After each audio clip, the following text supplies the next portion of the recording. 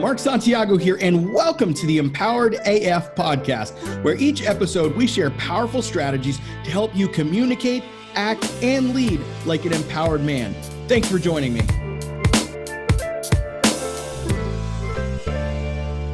All right. I've got a guest today, and I'm super excited. Welcome to Empowered AF. I've got my friend. I say friend, even though we just met, Keith Yackey. And I say friend because we're kindred spirits. That's a new word I just created, friendred spirits. Keith came into my life via the wonderful world of Facebook.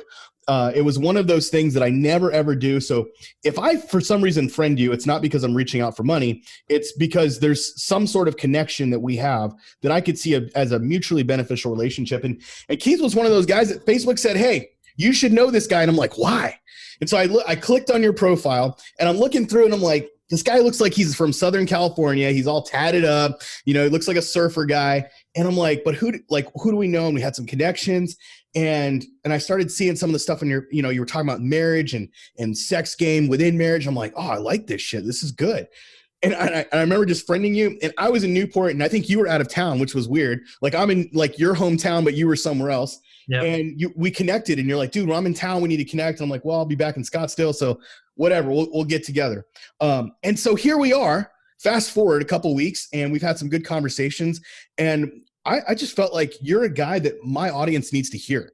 I'm not gonna call you an up and comer because you've been in the game, you've been in the business world for a long time, and you've made sort of a transition or a pivot or a pitch, whatever, to this area of helping men in their sexuality, especially men in their marriage, with attracting their wife back. And I'm like, man, guys need to hear this stuff. I need to always hear this because I want to get better at attracting my fiance and attracting her into to me so that we never get to a place of stagnation. And I know your story is powerful. And so I'm excited. Dude, thank you for being here. Yeah, man. It's a total honor. I've seen your work. And so when you did send the friend request over, it's like, oh, I know what this guy is all about. I know what he's up to. I've consumed his content and I liked it. So I was like, this is going to be fun. Let's get to know each other better. This is cool. Awesome.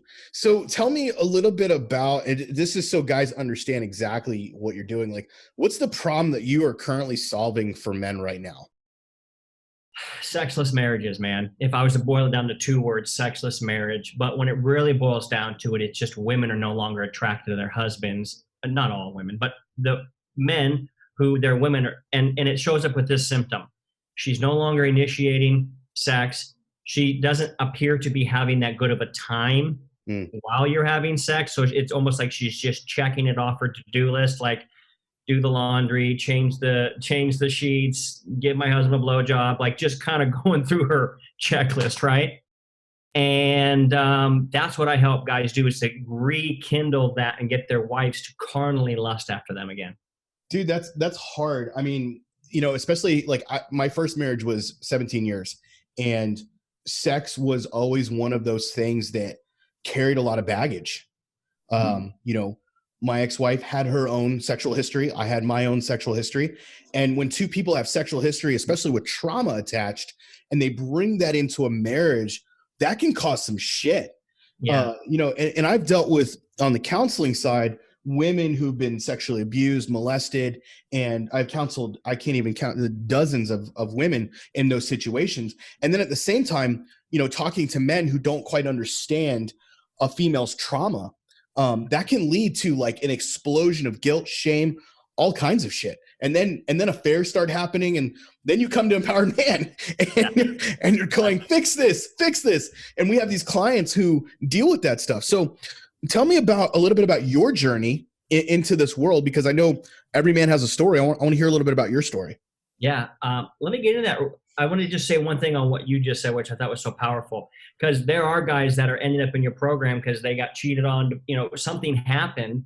And I always tell people this, no matter where you go, there you are. We all know that, right? And if you have lost understanding how to attract your spouse, it will happen in the next relationship and the next relationship. So, it's no coincidence that what you and I will talk about today will help anybody, whether they're going through divorce, they're trying to stave off a divorce and they want their wife to stay with them, or whether they're now into a new relationship. our number one goal is to help you become the most attractive version of you, period. And having a bountiful sex life will come from that. Having great friendships, having a great relationship, all that. And that's everything I didn't do, which now inserts us into our story, which basically 10 years ago, I met my wife. We hit it off really well. And then 5 years into our relationship, she said, I'm not interested in you anymore. So much so that she left, went and found a different guy, lived in a different state. My daughter was in a different state, and it was about the lowest blow possible. But here's the interesting thing, and I say this not to impress anybody, but just to share the story of like attracting women before I met my wife was something I did very, very well. You know, I've had sex with hundreds of women, so understanding that sexuality and that attraction and all that was something I was very well versed in. But then I had this one lady who I wanted to be with the rest of my life, basically saying, my life would be better without you in it. And that is an absolute kick to the gut. And that's what led me down the path of saying, you know what? I've got to fix this for myself. But I'll tell you something, Mark, this was really powerful. When my wife came back, this was almost 5 years ago, we didn't have sex for the first 6 weeks. We barely even touched each other. And I remember laying in bed crying. I was so heartbroken that I'm in this situation, that her foot touched mine in bed, and it sent like electricity through me. And I felt like this thing in my heart. I don't want to say God spoke to me or anything, but I felt this thing in my heart that said, you are going to help a lot of men go through what you just went through. Hmm. That is a weird message to receive when you're 4 or 5 or 6 weeks back into a relationship, that you're like, this thing, I burned it all the way to the ground. How am I going to be the one? So it took years for me to find out what is the framework of how all this works. And I think we've dialed it in and been able to take, quite a few guys through it to show that this didn't just work for me because I have tattoos and I'm from Southern California, but it actually works for Midwestern guys in Australia. And we've tested on about 40 to 50 guys, and the feedback's been pretty damn amazing. That's awesome. So what was it like though? I mean, like, I think a lot of guys, maybe they look at you and they think, well, gosh, you know, he's this big, strong guy, you know, emotionally, whatever. Like, what was it? How humbling was it for you to have this woman who you were used to just being able to go out and pick up or get a girl to she left you, then she comes back and she still doesn't necessarily want to touch you. What was that like for you? Dude, I would cry. It was so humiliating and it was so heartbreaking. The day she left to then was just, I don't know how I got anything done. And truly, like, I hired 3 coaches. Where were you at that time, Mark? Where were you? But I hired 3 coaches to help me work through the situation. And when it boiled right down to it, I realized this was all my fault. And so not only was I sad that I got rejected, but the guilt and the shame of knowing it's my fault. And the humiliation of a lot of our friends knew us for 5 years as together and often would say, man, you guys are an amazing couple, because we did have a lot of fun. But ultimately, the best analogy I ever heard was, as soon as somebody breaks up with you and leaves, the light bulb goes on. And now you're no longer in a dark room, but you're in a room with light. And so I could see everything and go, oh shit, this is on me. So it was the shame of knowing you let the greatest woman you've ever met, you literally didn't let her walk out. You shoved her out the door with your behavior and the way you showed up. You know, that hurt. Dude, it's interesting because so many guys will come to us right in the midst of her leaving, her saying, I don't want to be a part of this marriage anymore or whatever. And they come in and they do this. They hit what we call the she button. This button where it's like, she did this, she did that, she won't come back, she's being a bitch, she's a whore, she's a this, she's a this, she's a this. And I always say, fuck the she button, you got to hit the me button. And that's exactly what you just did, right? Where, I mean, because you could have easily been, oh, you know what? Fuck you then. Go live with that other man. Fuck that. And you said, no, I am going to do what I've got to do for me so that I can potentially bring you back. We call that putting yourself in the most powerful position possible to receive your wife back, regardless if she comes back. Yeah. Exactly. Yeah, And bro. you had that, you know, you're a physical guy, but you had to do that emotionally for yourself to get to a new place to where she's like, okay, there's something worth fighting for here.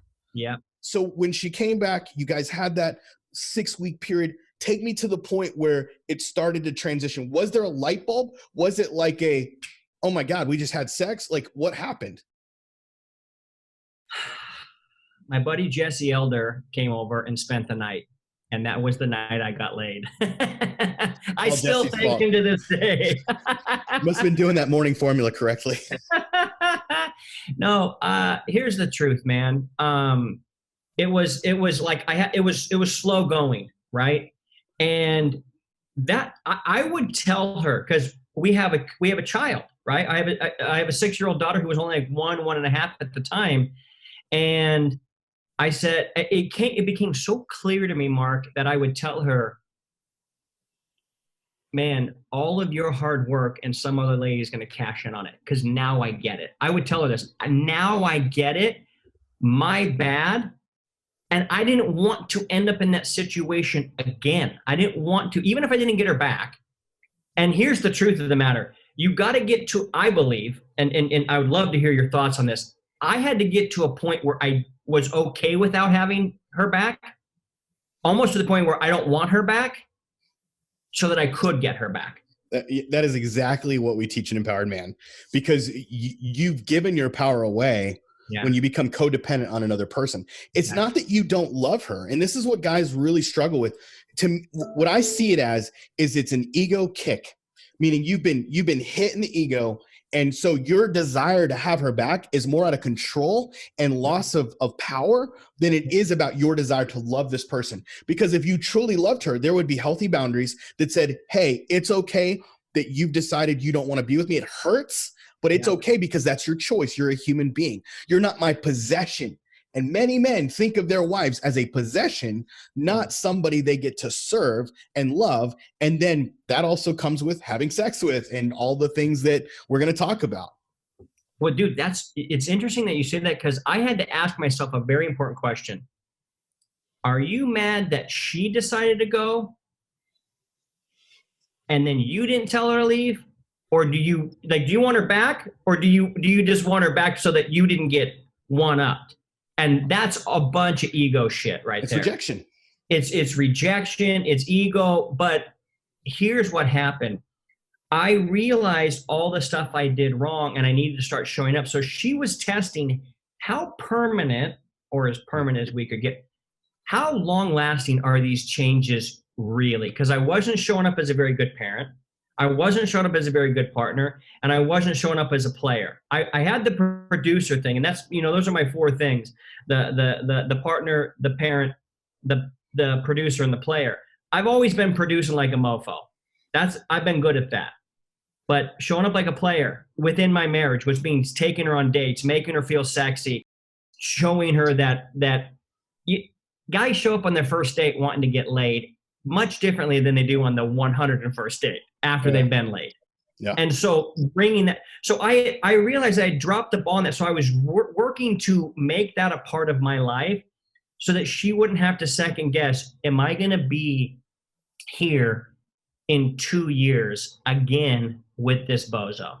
Yeah. That was the hardest thing, to try and show up and go, I know that I've changed.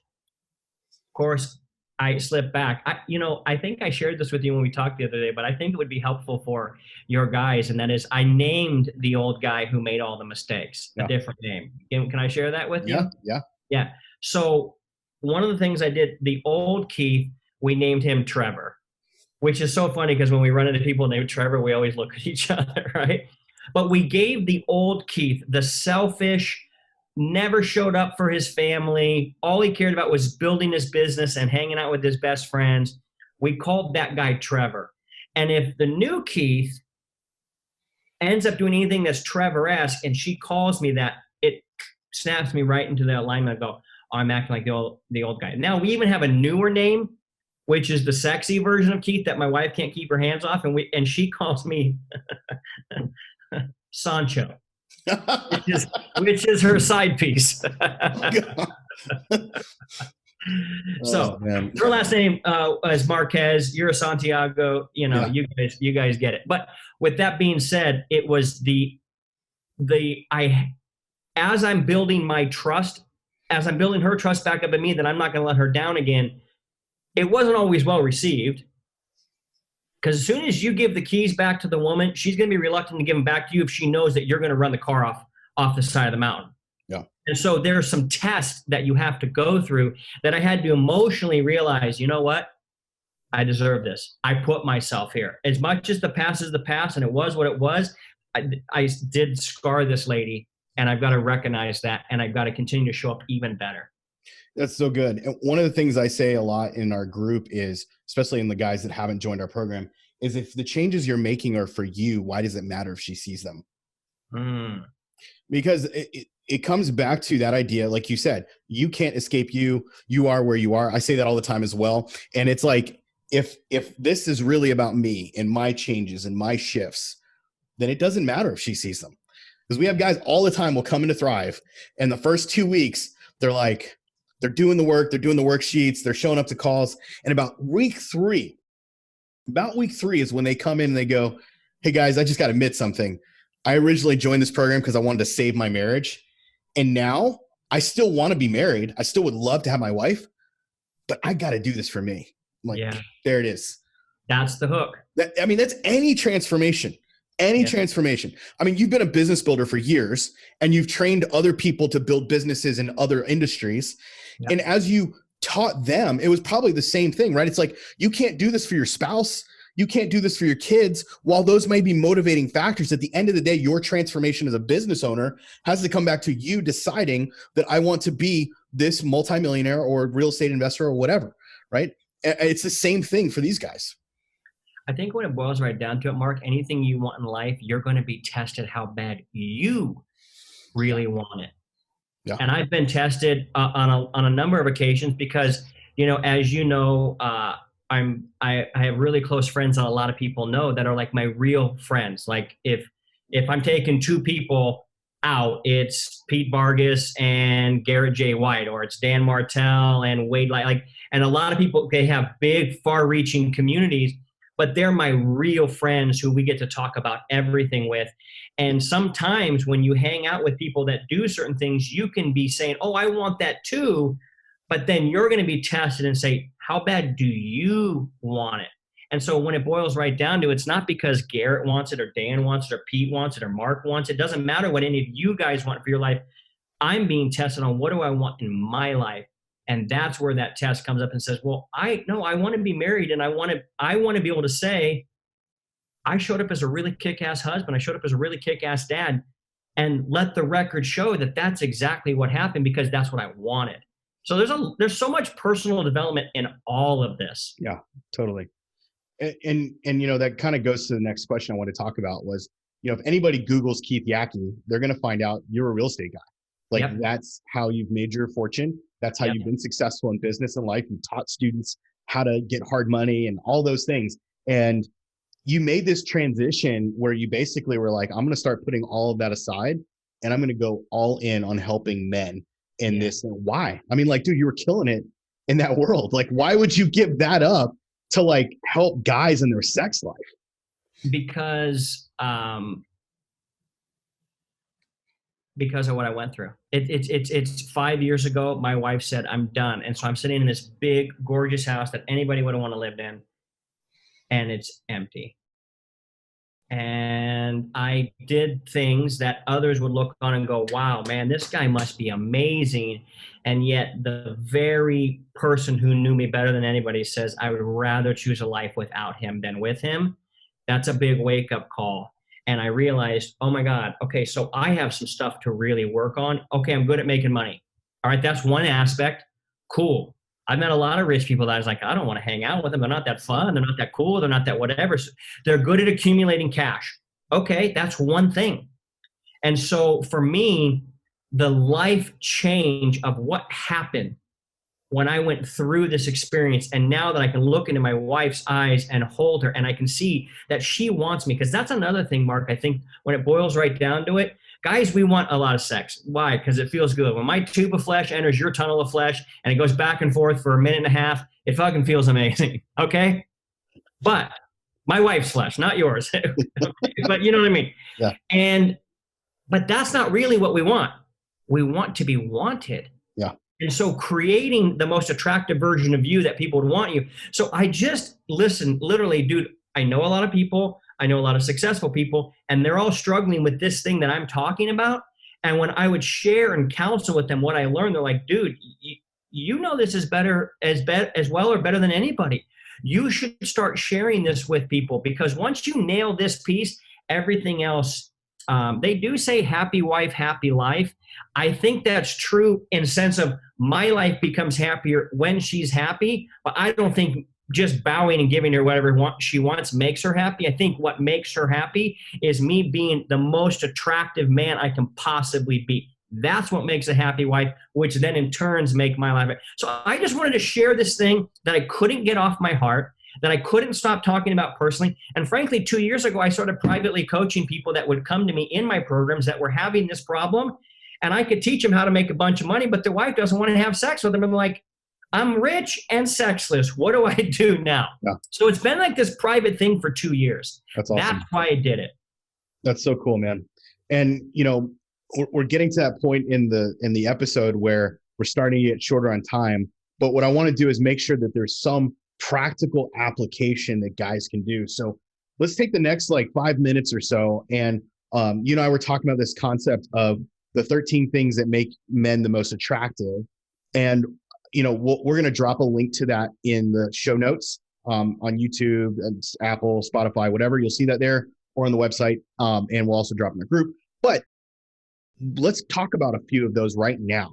Yeah. So tell me, like, just give me top 3 or 3 that come to mind where you're like, if a guy does this, this is going to make him super attractive. Perfect. I'm going to put some context around it so that way everything we're saying lands the way it is for these guys' lives and in their life. So number 1, hey, it's going to be an assessment. So we'll put the link. So guys, you guys can actually take an assessment and see how attractive you are. But here's the thing I want to talk about when it comes to attraction. As I've ran these 40 or 50 guys through this program, the official program, what I've found was common is very few of them have ever stopped to ask, how attractive am I to my wife? Because what happens? We're always so busy hitting the she button that we never really do look at the me button, right? And go, well, how am I?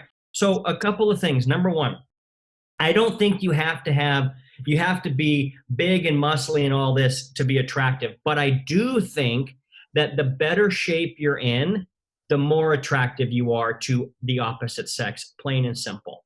Okay? That doesn't necessarily mean you have to have muscles and all this, but it is one of those things that if you get married and you weigh 200 pounds, and in your marriage you become 260, which is what happened to me, 245, 250, my wife's like, dude, you had abs when I married you, and now you don't have any. Like, that's not what I married.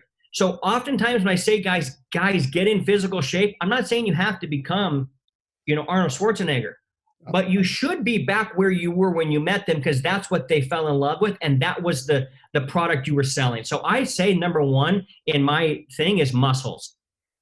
Every woman loves them, whether they say they do or don't. It's who they are getting tingled by when they watch TV. Grey's Anatomy thing. Again, I know guys that are not in the greatest shape and their wives are madly in love with them and totally attracted to them. But it's a good thing to start with and go, wait a second, have I let myself slip off of this thing? That's number 1. Number 2, mating. What is your mating practice? And I'm not talking about are you doing anal or are you scissoring or any of that kind of, I'm not talking about.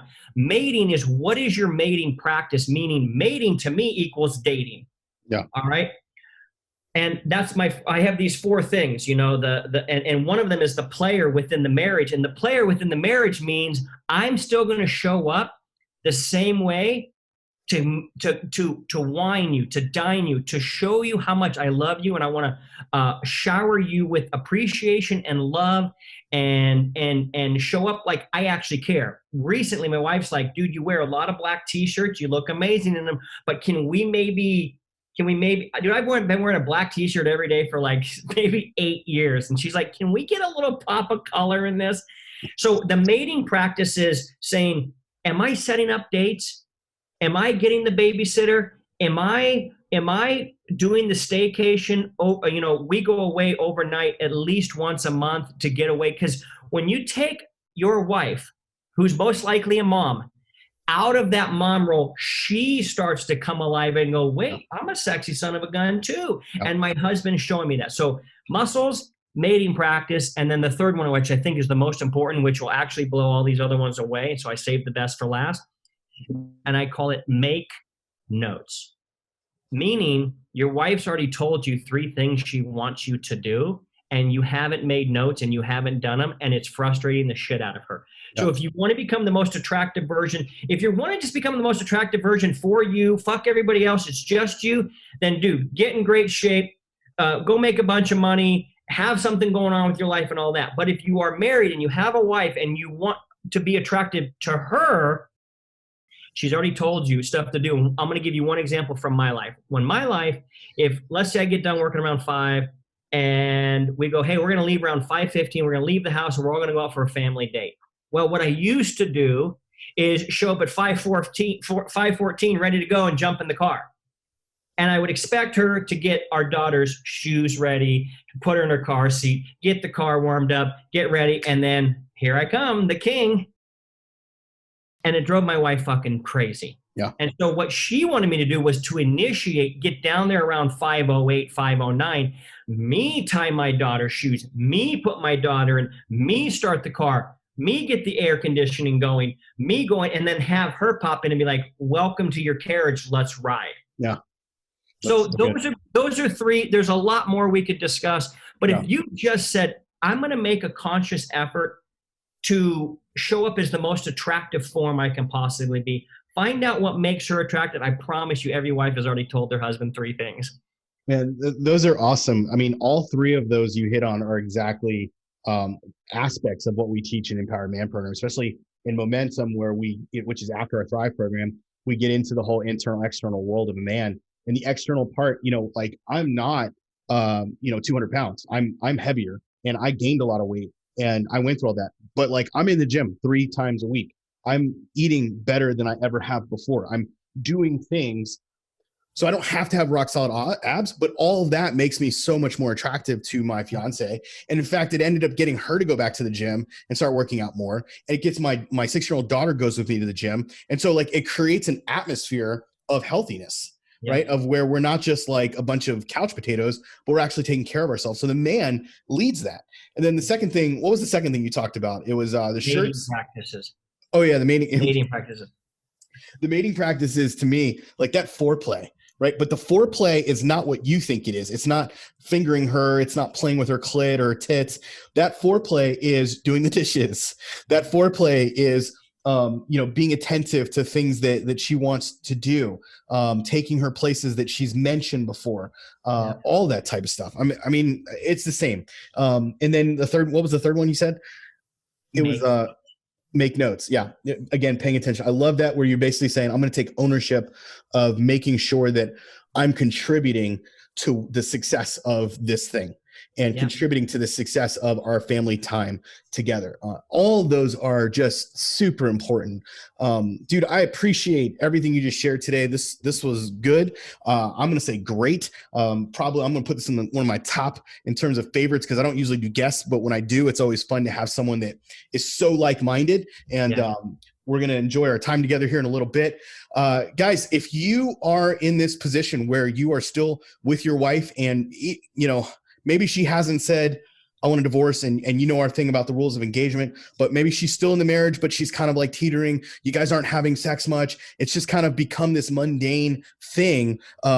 you need to pay attention to what Keith's saying. Now, either way, you need to pay attention to what Keith's saying. He's got some great insights, but I want you to go to marriedgame.com/assessment, marriedgame.com/assessment. We're going to drop that link there as well. So if you're listening, pause your iTunes, pause your car, whatever. When you get to the red light, go check out that assessment. And in that assessment, you're going to take it, and he's going to give you, what do they get after they do the assessment? They're going to tell them how attractive they are.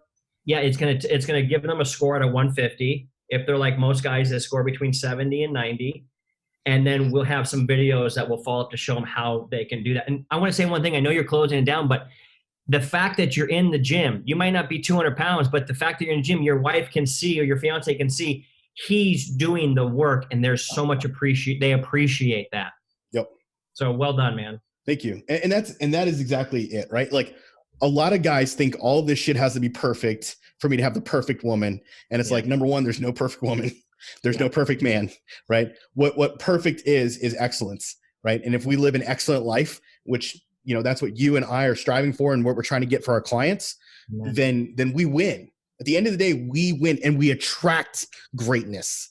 I know my fiance is an amazing woman, and I attracted her into my life because I set a higher necessity, a higher standard level. I'm like, I'm not going back to an old marriage that was the way it was. I'm not going to be with a person like that. I'm going to be with a person like this. And it raises the standard, and it keeps the standard. And I've got to live a high standard, and that pushes her to live a high standard. That's what we're all after in this whole thing. So, dude, thank you so much for being on today. Guys, again, Keith Yackey, you can look him at marriedgame.com/assessment, and we'll catch you on the flip side. Hey, this is Mark Santiago, CEO and founder of Empowered Man. I want to thank you for listening to today's podcast. However, before you go, I want to give you a special invitation. Now listen, we've got a program that is designed specifically for men who are hurting right now, who are on the verge potentially of divorce, who are facing potential separation or already separated, and they don't know what to do. They don't know where to turn. They're dealing with anxiety. They're dealing with cheating. They're dealing with all kinds of shit. If that's you, I want to challenge you to take the Empowered Man 30-Day Challenge. That's right, the Empowered Man 30-Day Challenge. You can go to emchallenge.com right now and sign up for the 30-Day Challenge. Here's why I think you should do that. If you're hurting, you need to understand why you're hurting. You need to understand what is actually going on. In week 1 of the challenge, we are going to actually rip off that Band-Aid a little bit and coach you through that process. And then we continue to do that process all the way to the point where you start to make decisions that are empowered instead of disempowered. I don't know about you, but I would much, much, much rather make decisions from a place of strength than a place of weakness. So if you're facing decisions, if you're facing this anxiety, what do I do? How do I respond? When my wife is being toxic, I don't know what to do. My wife is cheating on me. I don't know what to do. My wife doesn't love me. I don't know what to do. We are going to help you find those answers within. Now, look, this 30-day challenge is probably unlike any other you've been a part of. Why? Because not only do we have daily assignments happening in the program every single day, but you also get live group coaching calls. I said live group coaching calls with myself and my lead coach. That's right. I am a part of this. It's not just some other people doing it. I am there live with you every single week call that we are on. Third part of that is you're going to have a community of other guys that are going through exactly what you are going through. And the best part of this isn't even a fraction of the price we could charge for it. In fact, at some point we may raise the price, but right now it is at a bargain. So go to emchallenge.com, emchallenge.com to take the Empowered Man 30-Day Challenge, and I will see you on the inside.